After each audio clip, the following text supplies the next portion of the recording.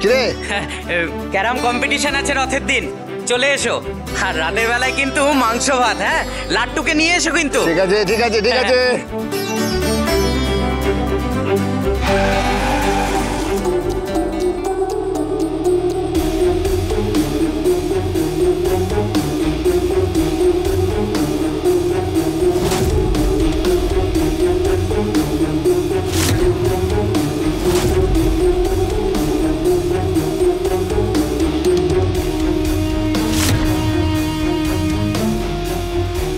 আপনি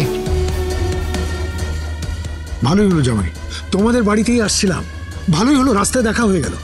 না না বাড়িতে যান না, তটিনী আছে, গিয়ে সস্তা চা পাতার 1 কাপ চা খেয়ে আসুন। বিদ্রুপ করছো কেন? বিদ্রুপ করার একচেটিয়া অধিকার শুধু আপনাদেরই আছে।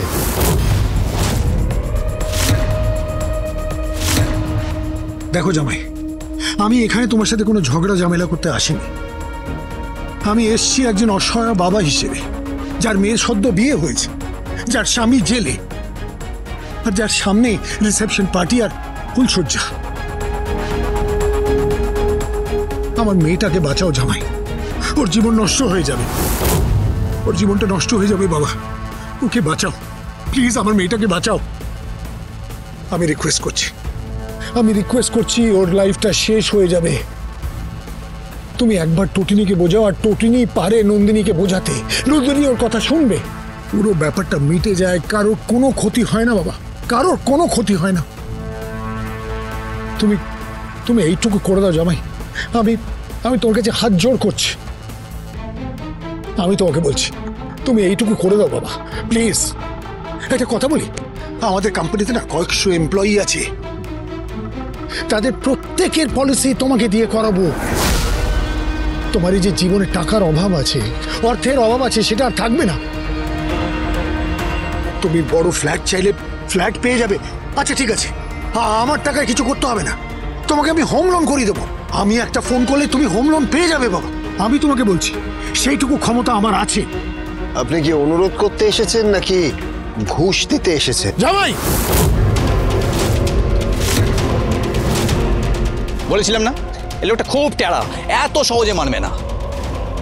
হ্যাঁ, এই লোকটা একটু বেশি আগুয়ে, জেদি। ও নিজের ভালোটাও বোঝে না, অন্য লোকের ভালোটাও বোঝে না।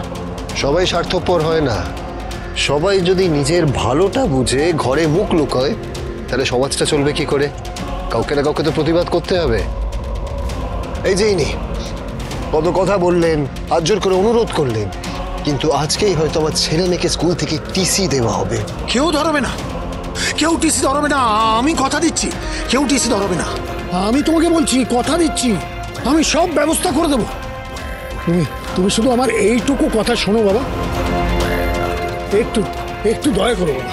সেদিন তো বলেননি, যেদিন আমার ছেলেকে কিডন্যাপ করা হয়েছিল, যখন আমার ছেলেকে কিডন্যাপ করা হয়েছিল তখন তো একবার খোঁজও নেননি। ভেবেছিলেন যে টুটিনির কি অবস্থা হয়েছিল, আমার কি অবস্থা হয়েছিল? একটা ছোট্ট পরিবার থেকে একটা ফুলের মতন শিশুকে যখন কিডন্যাপ করা হয়, পরিবারের কি অবস্থা হয় বোঝেন? মা বাবার মনের অবস্থা কি হয়? সেদিন যদি স্পেশাল ব্রাঞ্চের অফিসার পরশুরাম সঠিক সময় না আসতো, তাহলে আমার ছেলেটাকে তো মেরেই ফেলা হতো। সারা জীবন পুত্র শোক নিয়ে বাঁচতে পারতাম আমরা? না, পারতাম না। মাফ করবেন খুব শ্বশুর মশাই, আমরা আপোষ করতে পারবো না, কোনোভাবেই পারবো না। এটাই তোমার শেষ কথা? বলেছিলাম না, তোড় করে দিন, ঘরে ঢুকে তোড় করে দিন, তুলে নিয়ে যাক, মারধর করুক। আমি আমি আমি বলে দিচ্ছি না কি করবেন। কি করব? ঘরে ঢুকে তোড় করে দিতে বলছি, মারধর করে না টেংড়ি ভেঙে দিতে বলছি। আর ওই বাচ্চা দুটোকে তুলে নিয়ে গিয়ে কি বলছেন? কি করবেন? কি করব? ওই বাচ্চা দুটোকে তুলে নিয়ে গিয়ে না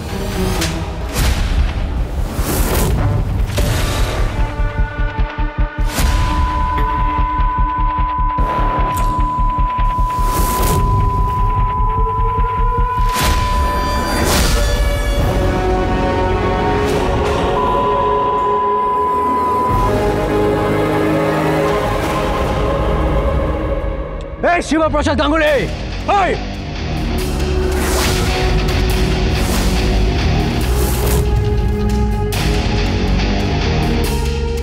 কলারটা ছাড়ুন।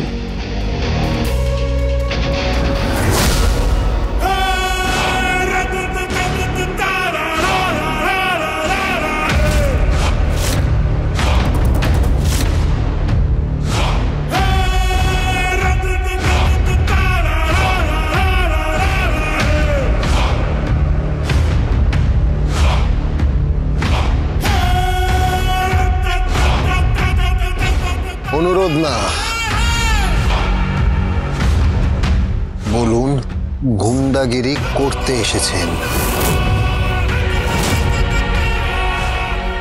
কে? কর্ণ চ্যাটার্জি আমাকে বলেছিল বটে, উনি তোমার কলার ধরেছিলেন, আর তারপরে তুমি যেভাবে ওনার হাত ধরেছিলে কোন প্রশিক্ষণপ্রাপ্ত মানুষ ছাড়া ওইভাবে। কর্ণ চ্যাটার্জি বলেছিলেন ওনার হাত প্রায় পক্ষাঘাতগ্রস্ত হয়ে গেছিল, ওনার হাত প্রায় অবশ হয়ে গেছিল, আর তুমি একইভাবে। আমিও হাতটাকে নাড়াতে পারছি না। কে? কে তুমি? কে তুমি? বলো কে তুমি? শিবপ্রসাদ গাঙ্গুলি, দিন আনি দিন খাই। মাসকাবারি মালপত্র শেষ হয়ে গেছে, বাড়িতে চাল বারন্ত, ছেলের টিফিন কিনতে বেরিয়েছি। 500 গ্রাম চিকেন নেব, সেটা দিয়ে ছেলে মেয়েদের স্যান্ডউইচ হবে। হয়তো স্কুল থেকে ছেলে মেয়েদের টিসি ধরিয়ে দেওয়া হবে। 2 কামরার একটা ফ্ল্যাটে থাকি, সারাদিন বাসে ট্রামে বাদুর ঝোলা হয়ে ট্রাভেল করি। সারাদিন অক্লান্ত পরিশ্রম করে ছেলে মেয়ের মুখে 2 মুঠো খাবার তুলে দিই। আমরা খুব ভালো আছি, আমরা খুব ভালোবাসায় আছি, খুব সুখে আছি, খুব শান্তিতে আছি। আজ জোর করছি আপনারা আমাদের থেকে দূরে থাকুন, আমরা সত্যিই খুব ভালো আছি। আমি জানি যে আপনাদের অনেক অর্থ আছে, অনেক টাকা আছে, কিন্তু বিশ্বাস করুন আপনাদের সহবত নেই, আপনাদের মানবিকতা নেই, আপনারা সুখে নেই। আপনারা আর মানুষই নন, আপনারা অর্থে বিকিয়ে গিয়েছেন। চলে যান, হাত জোর করে বলছি, চলে যান, চলে যান এখান থেকে। আমাদেরকে আমাদের মতন বাঁচতে দিন।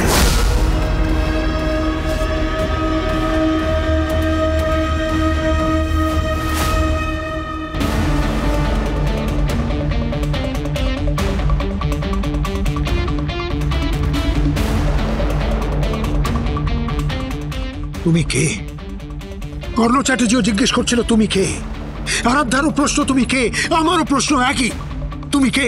বললাম না, শিবপ্রসাদ গাঙ্গুলি। পিতার নাম হরপ্রসাদ গাঙ্গুলি, মাতার নাম নিহারিকা গাঙ্গুলি, স্ত্রীর নাম টটিনী গাঙ্গুলি।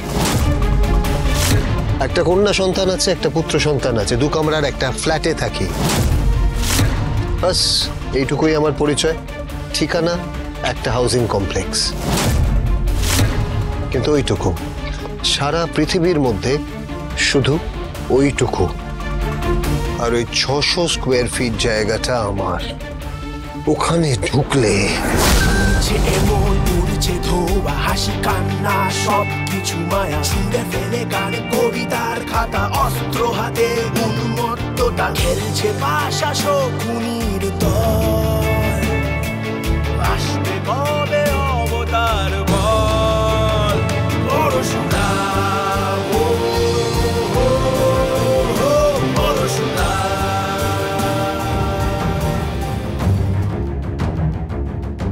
এই লোকটা স্বাভাবিক কেউ না, আমি বলছি এই লোকটা স্বাভাবিক কেউ না, ডেঞ্জারাস লোক।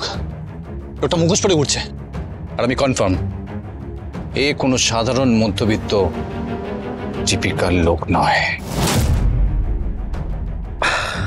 আমার হাতটাকেও আমি বলছি, ভানু একদম ঠিক বলছে। ও মুখোশ পরা লোক, ওর নিশ্চয়ই অন্য কোনো পরিচয় আছে। চলো একবার অফিসে যাব। কার? ওই পরশুরামের। কেন? আমার মনে একটা সন্দেহ উকি মারছে, জাস্ট সন্দেহটা নিরসন করতে যাব।